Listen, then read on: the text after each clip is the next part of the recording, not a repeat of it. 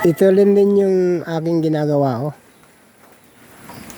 Bali ito ay apat na euro times 2, 8. Tapos ano, 16 na euro pala.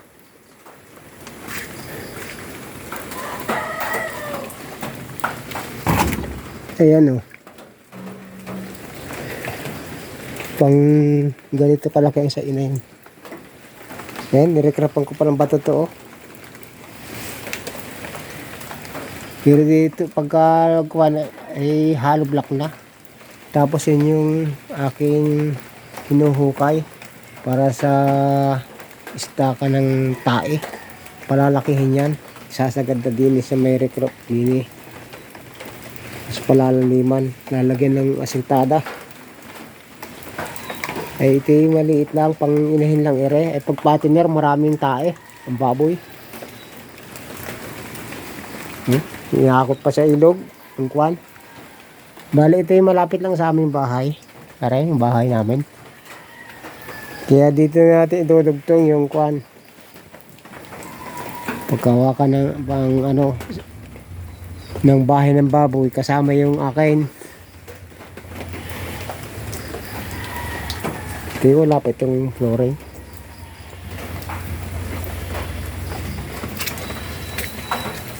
Aalisin ko itong mga saging na ere. Kaya ito yung nirekrapan, gawa ng tagilid ang lupa.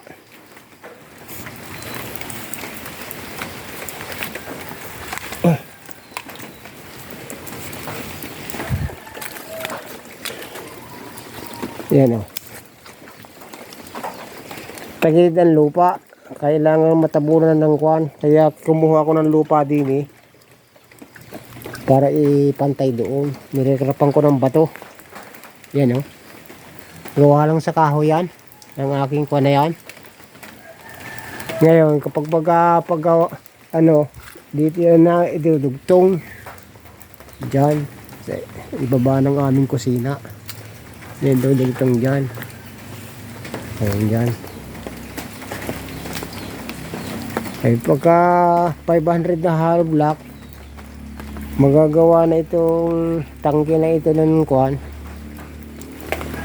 Tapos isang pitak ng patineran din, tapos inahin mo din, tapos inahin ko din, tapos patiner din, yun ang papagawa natin. Pagpapagawa mo sa iyong gastos lahat, pati labor.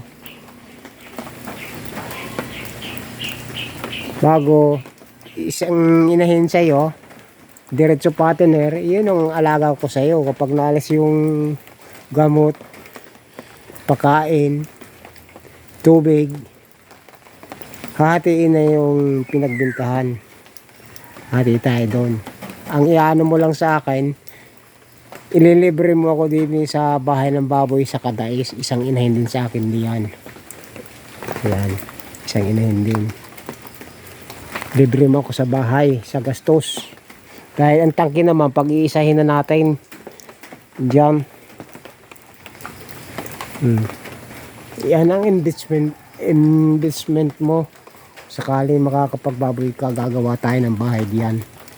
Baboy hanggang dini, sa iba ng dini. Ay, yan ay tagilid, tatambakan pa ng lupa. Yan yung hukayin din, siyang ipapatag dyan. Asintadahan muna. Imbis na batong ganyan, dahil galang ilog, ang asintada na hollow block. Dyan. Tapos lalagyan ng tatabunan ng lupa yung galing dini. Hukayin dito. Yan. Siguro naman yung 100,000 ay makaka-ano ka sa materialis. At mga labor nun ay kung magkano maging labor, hindi mauubos ang 200 mo din. May isang inahin ka at may isang patiniran din. Ano ito? May investment ka na. Tuloy-tuloy lang yun. Pagka anak, papatiner, yung inahin, tuloy-tuloy lang yun. Pagka magbubuntis uli.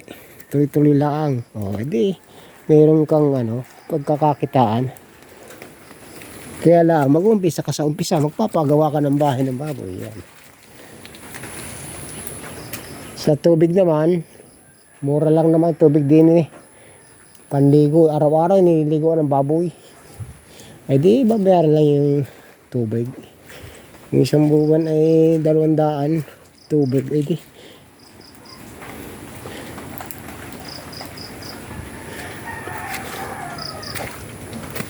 Itong bahay kasi namin, itong year nito, di sa isang haba.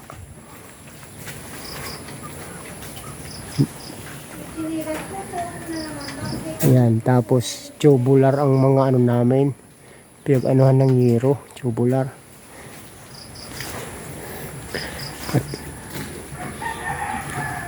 Kaya ito ay 9 na yero. Kung hindi mga 15 yero ang haba. 9 plus 6 ang hanggang din buhat doon. Bahay na yun. Hindi mga 16 na hero yung kung sakali 2 inahin, 2 patiniran doon. Kaya medyo laki-laki ang kwan. Ay yung 100 ay medyo may kalalagyan Baka maganda-ganda na ang kwan. May kayarian